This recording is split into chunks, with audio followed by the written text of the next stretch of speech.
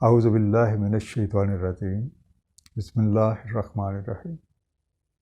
السلام علیکم خواتین و حضرات، میں ہوں انعام الرحمان اور ایک بار پھر آپ کے ساتھ قرآن فہمی کے سلسلہ سوالات اور جوابات کے ساتھ۔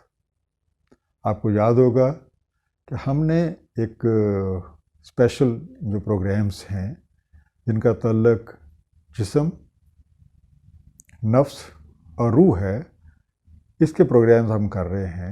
2 پروگرام آلریڈی ہو چکے ہیں۔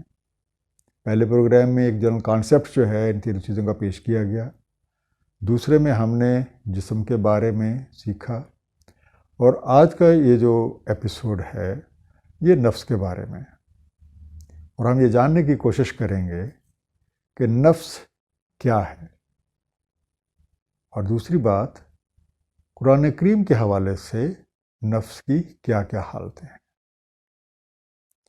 میرے ساتھ تشریف فرما ہیں جناب علی اصغر صاحب، اور میں ان سے گزارش کروں گا کہ وہ قرآن حکیم کی روشنی میں ہمیں ان سوالوں کے جواب میں ہماری مدد فرمائیں۔ بہت شکریہ جناب۔ یہ ہمارا جو سیشن ہے وہ نفس کے حوالے سے ہم جسم کو ڈسکس کر چکے ہیں، اور جسم کو ہم نے بطور سواری ڈیفائن کیا تھا، تو اس سواری کے ساتھ کوئی سوار بھی ہونا چاہیے۔ اب ہم تھوڑا سا غور کریں گے تو کوئی بھی شخص جب اپنے آپ کو ڈیفائن کرنا چاہتا ہے یا اپنا تذکرہ کرتا ہے تو اس میں اس جان کا ہونا ضروری ہے۔ یہ جو جسم میں جان ڈالی گئی ہے، یہ جان جب تک نہیں ہوتی تو جسم کی کوئی حرکت نہیں ہوتی۔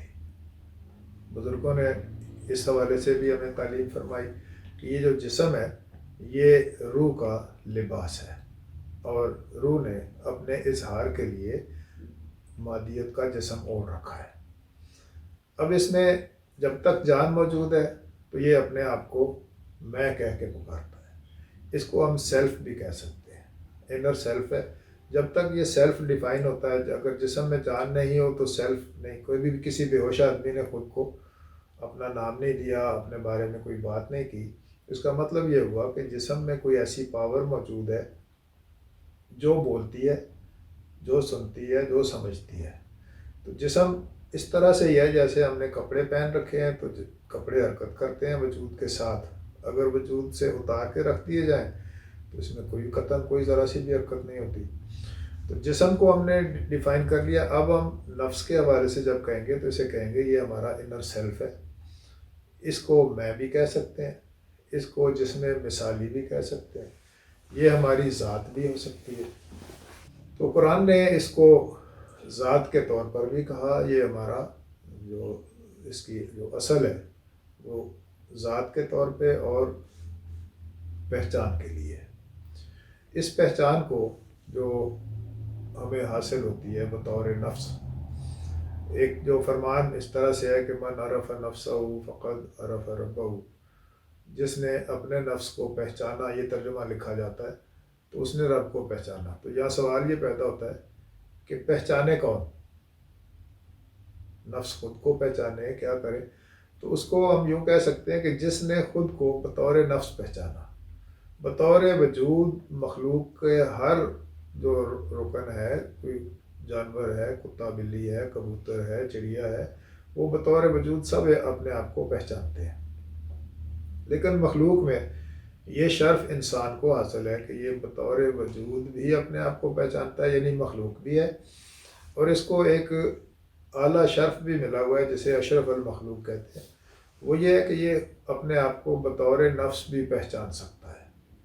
وہ جو بطور نفس پہچاننا ہے، اس درجے میں جب کوئی بندہ جاتا ہے تو پھر اسے یہ سمجھ آتی ہے کہ یہ جو حرکات اور صلاحیتیں یہ آ کہاں سے رہی ہیں۔ اب جب نفس جو ہے یہ روح اور جسم کے درمیان کنیکٹیوٹی کا یا رابطہ کار ہے، اور اسی کو انسانی ہم اپنی ذات بھی کہتے ہیں۔ اس کے قرآن کے مطابق 3 درجے ہیں: نفس امارہ، نفس لوامہ اور نفس مطمئنہ۔ ہے نفس کی حالت۔ اگر یہ نفس جو ہے وہ جسمانی تقاضوں اور تقاضوں کی تکمیل کی طرف راغب رہے تو یہ نفس امارہ ہے، یہ لذات اور مزوں اور ذائقوں کی طرف متوجہ ہے، اور اس کے اصول کے لیے قاعدے ضابطوں کا خیال نہیں رکھتا، تو نفس جو ہے یہ نفس امارہ کہلاتا ہے۔ اگر اس کی حالت یہ ہو کہ یہ مادیت پرستی سے نکلے، حقیقت کی طرف جائے، تو یہ اپنے آپ کو بطور روح یا روح کے تقاضوں کے مطابق کر لے تو یہ نفس مطمئنہ ہو جاتا ہے۔ اور جب یہ ان دونوں کیفیتوں کے بیچ میں رد و بدل کا شکار ہوتا ہے، کبھی یہ امارہ اور کبھی یہ مطمئنہ کی طرف ہوتا ہے، تو اس وقت اس کی پوزیشن نفس لوامہ کی ہے، اور یہ لوامہ انسٹیٹک اسام اس کو کہہ سکتے ہیں۔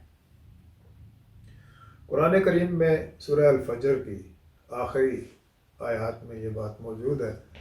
فرمان ہے یا ایتھا النفس المطمئنہ ارجعی الی ربک راضیۃ مرضیہ، اے نفس مطمئنہ کے حامل لوگو، تم رجوع کرو اپنے رب کے ساتھ۔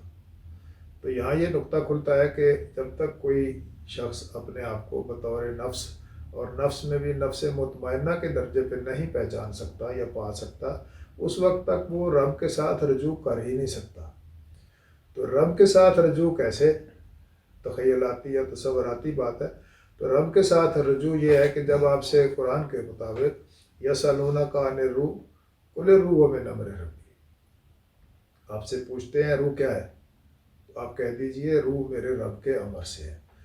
تو جب ہم اپنے اندر موجود روح کی طرف متوجہ ہوتے ہیں تو یہ ہمارا رب سے تعلق ہے۔ اس کو کہا گیا ارجعی الی ربک راضیۃ مرضیہ، تو اب تو رجوع کر اپنے رب کے ساتھ۔ اس کی نشانی یہ ہے کہ تو اس سے راضی ہوا، وہ تجھ سے راضی ہوا، یعنی ایک راضی برضا شخص جو ہے وہ رب سے رجوع کر سکتا ہے، اور اسی کو ہم نفس مطمئنہ کا حامل کہہ سکتے ہیں۔ روحانی تقاضوں کی طرف جب تک توجہ نہیں ہوتی تب تک راضی برضا ہونے کی بات نہیں ہے۔ تو راضیۃ مرضیہ کے بعد فوراً وادخلی فی عبادی، اب داخل ہو جا میرے بندوں میں، یا شامل ہو جا میرے بندوں میں۔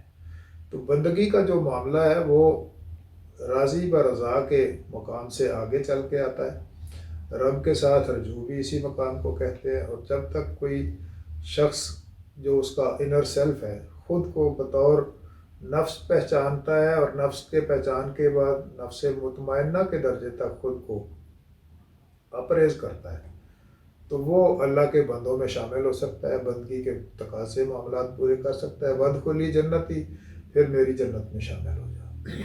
تو انسان کے پاس یہ تینوں درجے موجود ہیں کہ اگر یہ جسمانی تقاضوں کی طرف مائل ہو جائے تو یہ امارہ کی کیفیت میں ہے، اور اگر یہ روحانی تقاضوں کی طرف مائل ہو جائے اور ایسے بزرگان دین کا ساتھ حاصل ہو جائے جو رسولوں کی طرز فکر ہے، انبیاء کی طرز فکر ہے، اس میں داخل ہو جائے، تو یہ نفس مطمئنہ کا حامل ہو کے اشرف المخلوق سے اگلا درجہ جسے خلیفۃ اللہ فی الارض قرآن نے بیان کیا، یہ اللہ کا نائب اور خلیفہ بن سکتا ہے۔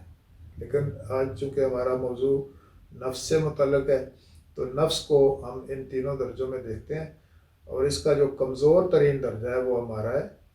اس کو اپ گریڈ کریں گے تو لوامہ میں ہے، اور اگر یہ سپر اپ گریڈیشن میں چلا جائے تو یہ نفس مطمئنہ ہے۔ جب تک ایسا مطمئنہ کے درجے کو ٹچ نہیں کرتا یہ راضی برضا نہیں ہو سکتا۔ اس کے اندر راضی برضا ہونے کی بات کو تھوڑا اور کھولتے ہیں کہ کوئی بندہ راضی برضا کیسے ہے۔ بہت واضح سی علامت یہ ہے کہ اس بندے کے اندر سے شکایت ختم ہو جاتی ہے۔ وہ شکایت مخلوق کے ساتھ بھی ہو سکتی ہے، اور وہ شکایت اللہ کے ساتھ بھی ہو سکتی ہے۔